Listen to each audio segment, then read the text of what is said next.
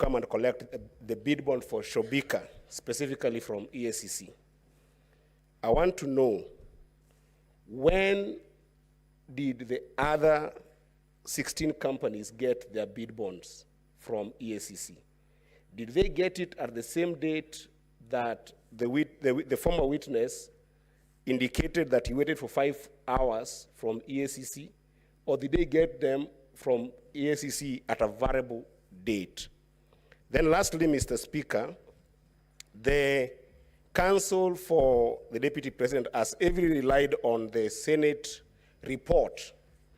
And if you look at page 218 all the way to page 230, it is submissions to Senate by different individuals. Counsel, do submissions itemized by individuals who appeared before Senate in your best understanding amount to Senate's finding and resolutions in your best understanding?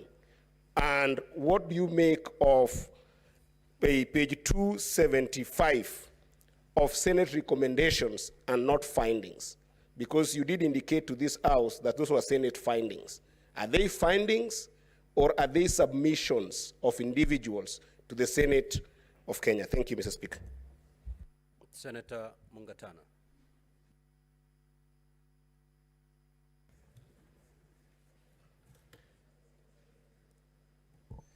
Asante sana Bwana Spika. Swali langu kwa mshahidi.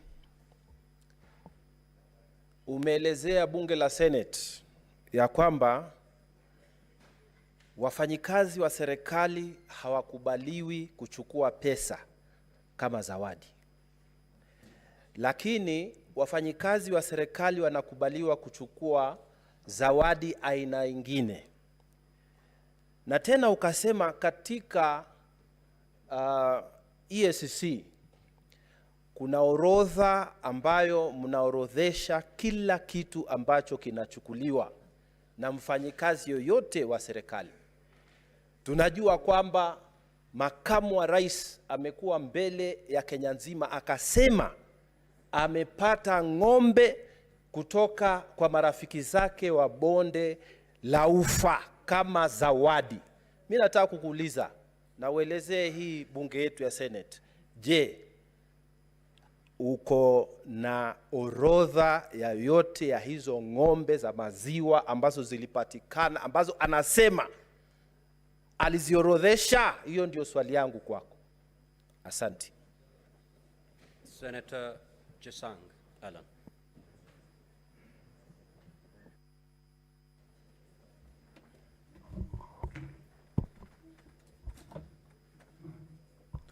Thank you, Mr. Speaker. Mr. Speaker, I have 2 questions that I would like to ask the Council of His Excellency, the Deputy President, to tell the House why was it the Deputy President calling the CEO of KEMSA asking for a release of the bid bond and not the CEO of Crystal Company, yet he's not an employee or a director of the said company. Number 2, Mr. Speaker,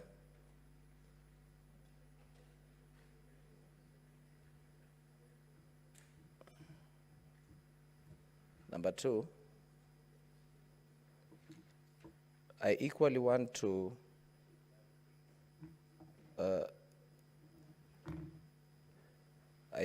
ask the Council of the Deputy President to enlighten me and prove to this House that on how the call by the Deputy President to the CEO of KEMSA pertaining a bid bond that was in process of a contract, not a conflict of interest. And lastly, Mr. Speaker, I'd also like to ask the Council if the Deputy President knows that he's not a regional leader, but a national leader. Thank you, Mr. Speaker. Senator Fatuma Dulo.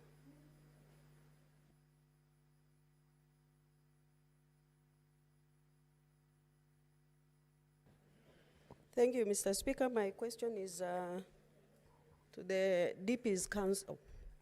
Now, I saw you trying to cross-examine the witness before us on a report of the Senate, which I believe he has not interacted with. And again, the motion that was before the House and also the National Assembly. What are you trying to drive out of that? I thank you. Senator Joyce Korir.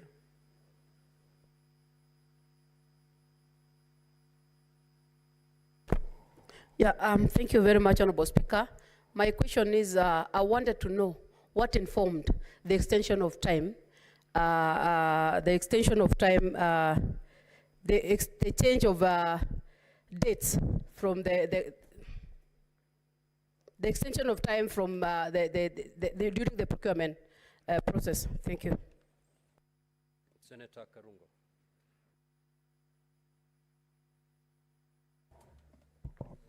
Thank you very much, Mr. Speaker. My question to Mr. Abdi. You receive a letter from the Health Ministry on 11th May 2023.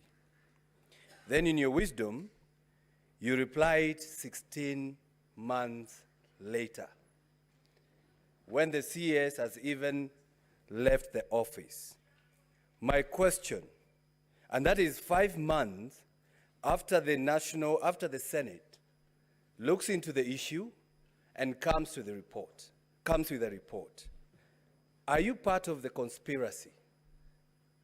Don't answer me, answer your children. Senator Sigei.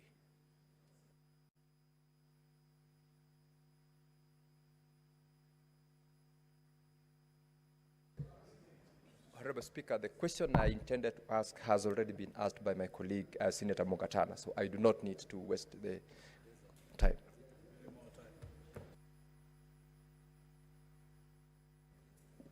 Senator Kibwana.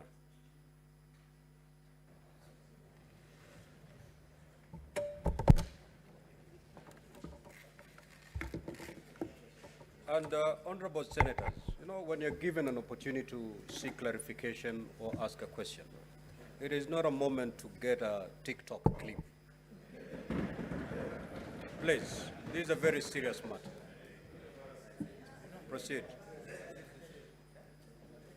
Let us not